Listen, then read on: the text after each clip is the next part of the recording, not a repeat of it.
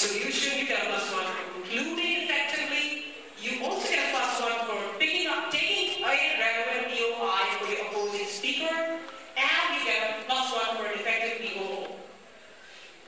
There are no negative markings. If your point is futile and you still took it, you missed a chance, that's all. You can't take another POI in 5 minutes, that is all that means. But you don't get a -1 to it. Few things which I might think the profit and loss take on. One person. Thank you. Some things which will get you a negative. Using technical language, well, we have law schools here, we have both the medical colleges from Ludhiana, I understand, coming in, and we have management students sitting in. So trust me, all of you know some language which is very technical incomprehensible by other people. Alright? I bet if you start talking about certain godless theories, the doctors will not understand it. Doctors talk about their scientific, the lawyers will have a jump off completely. And if you bring in the constitutional amendments and laws and everything, I would be looking with my mouth gaping. So, the rule of the game is we do not have any technical lingo in the debate. Primarily because you want to debate at a platform which is an even keel for everyone. So, if you bring in technical language which is not comprehensible, or a PO is raised by the other team, and it is found sufficiently technical, I mean, there are times when the law students will get up and say, I think that does it.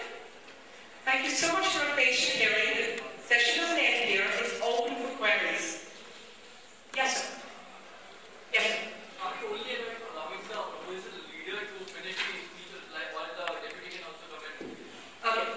We finished the debate on the proposition leader, but we have one POI by the opposing opposition team within that stipulated time. So if you have something relevant which comes up, you can raise your hand and bring it up. Okay. All right, what else? That's very nice. I love that. Thank you so much.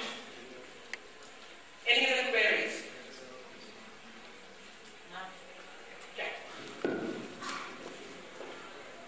POIs can be raised while the speaker is speaking or after he or she finishes. Right. It's perfectly wonderful to raise your hand when the relevant thing comes up.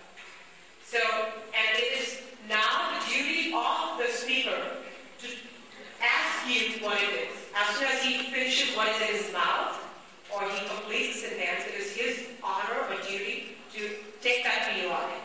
If he does not, he or she will end up getting a -1. Especially if the first only one POI in 5 minutes, or if it is one out of the 2 POIs in services, like I said earlier. Right? Yes, sir. Can you make the point forward between the speech? What do you think?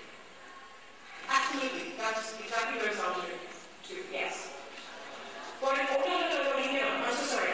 I presume you said point of, no, you cannot. A point of order can be raised once the speaker who's on the dais has finished his work and taken a seat.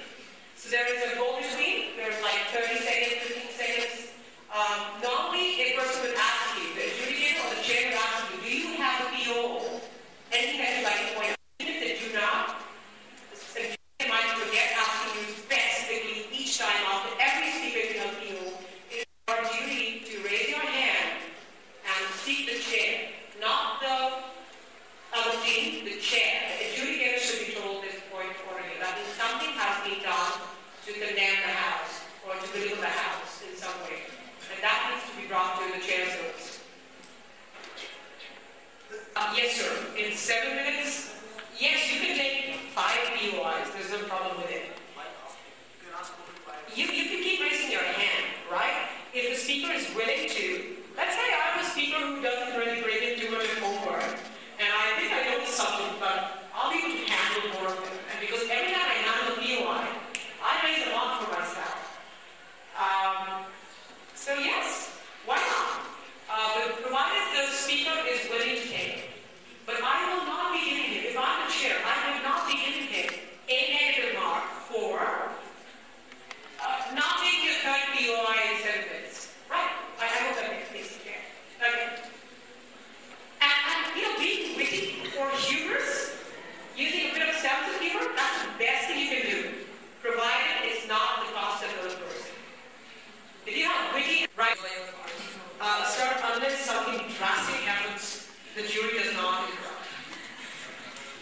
almost there will be a nod or an explanation of why. Yes, it's a PO, we accept, or no, it's not a PO, we do not accept. Beyond that, they will not. Unless you do something completely there are, in the last 2.5 years, the only times I remember the jury to me is when a team, well, two teams came with the same perspective. They could not understand because the topic was ambiguous, symbolic, and they both kind of happened to prepare for the same. It was not a debate. So the jury had to intervene and say, at that point in time, they gave them half an hour, and that brings another rule here. Thank you to bring this up. In your round one, considering a lot of you might be doing British politics debate for the first time, we will allow, in states of such a disaster, to give you like 20 minutes to a half hour for you to rework on your and come back to debate. But if you are in quarterfinals or above that, that doesn't stand true because you're already familiar with a debating pattern like that. All right? Yes? Definition challenges are allowed. Absolutely. Absolutely. Definition challenges are allowed. Majority of you, I understand, bring in definitions from anything from an Oxford dictionary to a Wikipedia. They are allowed, provided you live it up. Now, not only definition, you can even challenge the perspective. Now, okay, this is so beautiful. We must talk about this very briefly, but very briefly. If you challenge, if you in opposition, and there is a perspective which comes in, or a definition which comes in, you can challenge it as an opposition. And you can say, oh, I don't agree with that, and you challenge the definition. Provided, sir, your entire team lives up to it. Then whatever perspective you pick up, you should have relevant examples, you should have relevant substantial perspectives to build up what you've challenged. This is a gamble. Challenging is a gamble. Either you can have a lopsided victory or you can have a complete fiasco out of it. Sometimes, yes, ask them everything. Take the entire mind out, all the dice. Take your laptop, take your newspapers, magazines, whatever you want. The issue is not